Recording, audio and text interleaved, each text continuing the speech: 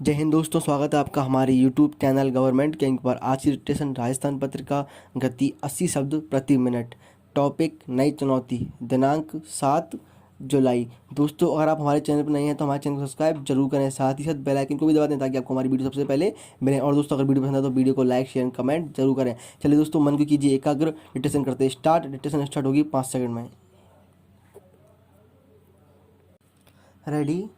Corona virus ने दुनिया को अनेक समस्याओं में डाल दिया है। ऐसी समस्याएं जिनका समाधान निकलता है तो इससे दूसरी और समस्याएं पैदा हो जाती हैं। खबर है कि कुवैत अपने यहाँ से विदेशियों की संख्या कम कर रहा है। अगर ऐसा हुआ तो वहाँ से 8 लाख भारतीयों को वापस अपने देश आना पड़ेगा। ये अकेला कुवैत का मामला है। पूरी दुनिया में कितने ही भारतीय काम कर रहे हैं। अगर दूसरे देशों में भी ये संकट बढ़ा तो भारतीयों के लिए नई चुनौती खड़ी हो जाएगी। वंदे मातरम अभियान के तहत केंद्र सरकार विदेशों में फंसे लाखों भारतीयों को अपने घर पहुंचा चुकी है। कुवैत जैसे हालात दूसरे देशों में भी बने तो उस चुनौती से कैसे निपटा जाएगा। यहाँ सवाल सिर्फ भारतीयों को अपने देश तक लाना ही नहीं, सवाल उनके रोजगार का भी रहेगा। कोरोना महामारी पहले ही रोजगार पर भारी पड़ रही है। ऐसे में विदेशों से आने वाले भारतीयों के लिए नई तैयारियां करनी होंगी। ना तो चुनौती छोटी है और ना हमारे संसाधन इतने बड़े हैं। बीते 4 महीने से केंद्र से लेकर तमाम राज्य सरकारें कोरोना से लड़ते लड़ते थकती नज़र आ रही हैं। सरकारों का खजाना भी खाली होने लग गया है। कर्मचारियों को वेतन देने के भी लाले पड़ने लगे हैं। दौर जितना विकट है उससे बाहर निकलने के रास्ते भी नहीं सूझ रहे हैं।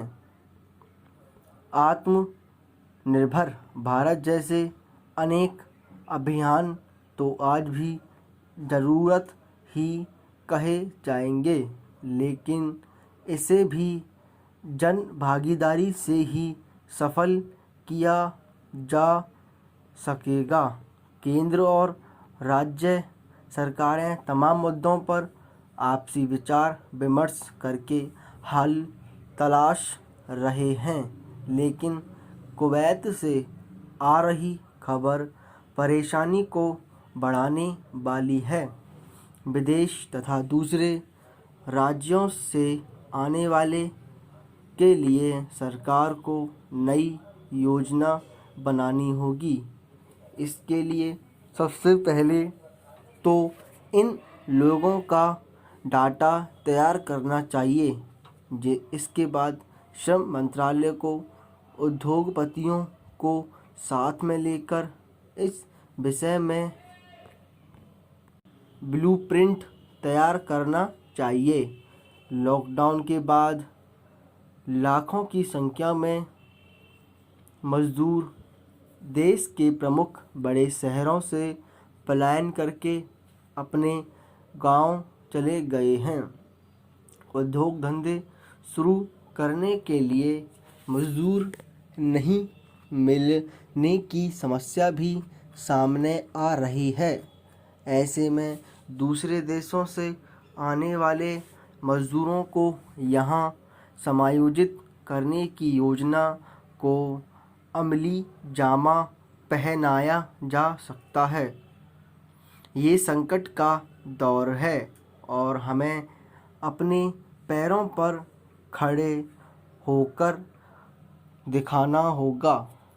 मेक इन इंडिया जैसे नारों को हकीकत में बदलने का भी ये अच्छा मौका बन सकता है।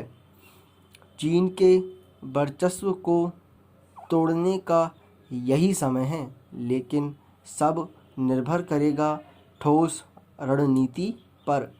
नारे भाषणों में तो अच्छे लगते हैं, लेकिन उनसे रोजगार तभी मिलेगा जब नीति कागज़ों से निकलकर ज़मीन पर उतरेगी। कोरोना और चीन के संकट से उपजी समस्याओं का समाधान हमारी पहचान भी बनाएगा। आपदा को अवसर में हम कितना बदल पाते हैं, ये हमारी इच्छा शक्ति पर निर्भर करेगा।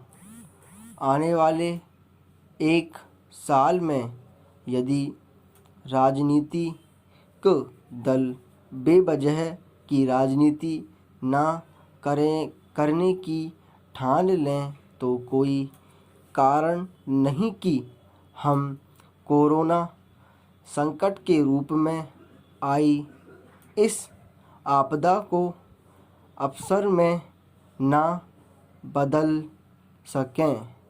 विराम।